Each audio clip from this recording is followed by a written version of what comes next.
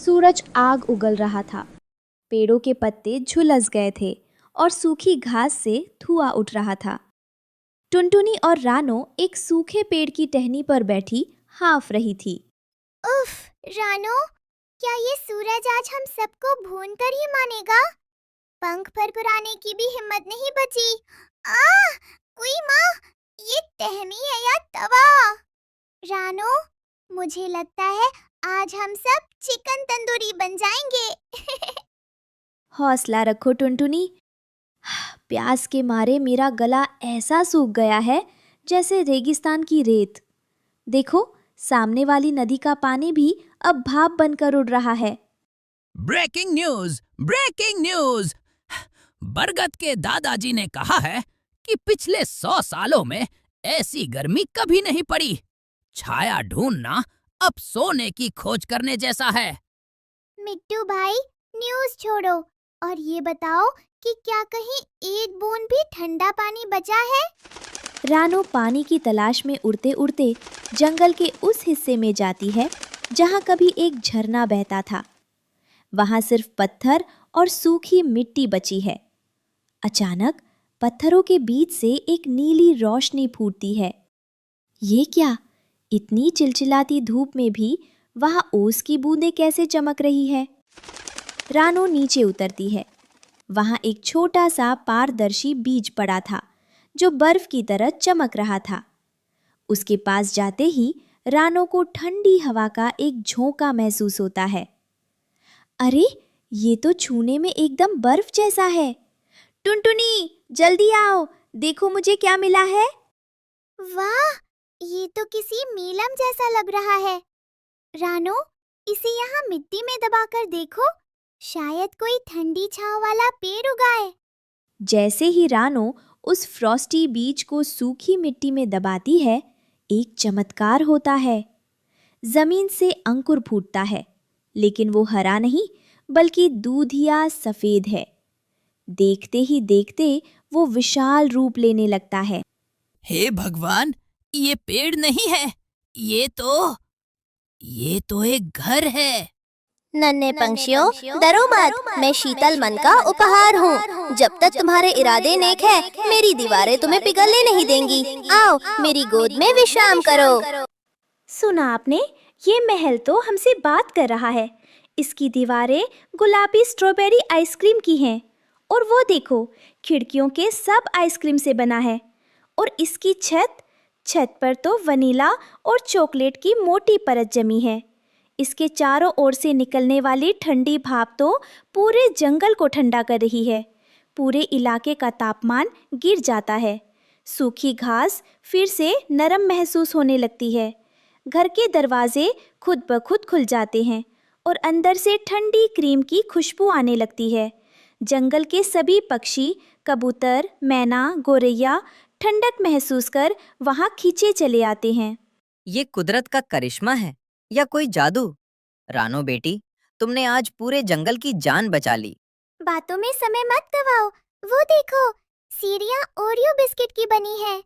मैं तो चली चॉकलेट की खिड़की चखने। रुको टुनटुनी, मुझे फोटो खींचने मेरा मतलब है, मुझे सबको दिखाने दो। भाइयों और बहनों, नंदनवन के इतिहास में पहली बार पेश है आइसक्रीम का जादुई महल। सब पक्षी खुशी से चहचहाने लगते हैं। छोटे बच्चे वनीला की फर्श पर फिसल रहे हैं और बड़े पक्षी ठंडी ठंडी क्रीम पीकर अपनी प्यास बुझा रहे हैं। तभी माहौल में कड़वाहट घुलती है। कालू कौवा अपनी भारी आवाज में काव काव करता हुआ सीधे महल की छत पर बैठ जाता है और सबको डराने लगता है। हटो, सब के सब बाहर निकलो। ये बीज मेरे इलाके में उगा है, इसलिए ये पूरा महल मेरा है। कालू, सावधान, मेरी मिठास प्रेम की नींव पर टिकी है। अगर तुम यहाँ नफरत की आग लाओगे तो मैं खुद को पिघलाकर लुप्त कर दूंगा। स्वार्थ की गर्मी मुझे जहर जैसी लगती है। झूठ मत बोलो, तुम तो सिर्फ एक घर हो, तुम मुझे नहीं रोक सकते। कालू भाई, ये बीज मुझे मिला था और ये सबके लिए है। यहाँ बहुत जगह है, आप भी हमारे साथ आनंद लीजिए। चुप रह छोटी चिड़िया, तुम सब इसे खाकर खत्म कर दोगे। मैं इसे अकेले खाऊंगा और बाकी को बाजार में बेचूंगा। चलो भागो यहाँ से। कालू सबको अपनी चोंच से मारने लगता है। जैसे ही वह स्वार्थ में भरकर एक बड़ा चॉकलेट का टुकड़ा तोड़ता है, महल कांपने लगता है।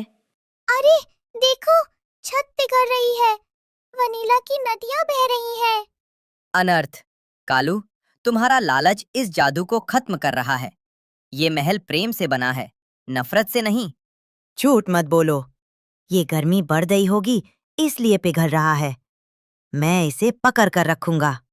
लेकिन कालू जितना उसे पकड़ने की कोशिश करता, घर उतना ही तेजी से कीचड़ की तरह पिघलने लगता। ठंडी हवा गर्म होने लगी। गर्मी वापस आने लगी थी। रानो की आंखों में आंसू थे। कालू भाई, देखिए, बाहर धूप में बैठी वो बूढ़ी मैना फिर से बेहोश हो रही है। अगर एक इसे सिर्फ अपना तहेंगे तो ये मिट्टी बन जाएगा। इसका जादू सिर्फ साझा करने में है। मुझे समझ नहीं आ रहा था। मुझे लगा अगर सबको दूंगा तो मेरे लिए कम पड़ेगा, पर यहाँ तो सब कुछ खत्म हो रहा है। रानो, क्या अब ये वापस ठीक हो सकता है? सिर्फ तभी जब आपका दिल साफ हो। भाइयों, मुझे माफ कर दो। वापस आओ। ये घर मेरा नहीं, हमारा है। दादी को अंदर लाओ। उन्हें ठंडक की जरूरत है। अब तुमने असली ठंडक को पहचान लिया है कालू। जो हाथ दूसरों की मदद के लिए बढ़ते हैं, मैं उन्हें कभी खाली नहीं छोड़ता। देखो, अब मेरा विस्तार देखो। जैसे ही कालू ने दादी को सहारा देकर अंदर पहुंचाया, एक ठंडी बिजली सी कौंधी। पिघली हुई आइसक्रीम जादुई तरीके से वापस जम गई। दरारें भर गई और महल पहले से 3 गुना बड़ा हो गया। अब वहां न सिर्फ पक्षी बल्कि छोटे जानवर भी आ सकते थे। अविश्वसनीय! महल तो खुश होकर और भी बड़ा हो गया।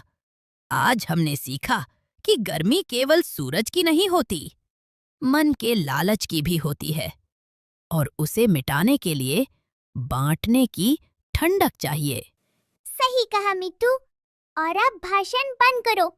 कालू भाई ने वनीला की नई गैलरी खोली है। चलो सब मिलकर दावत उड़ाते हैं।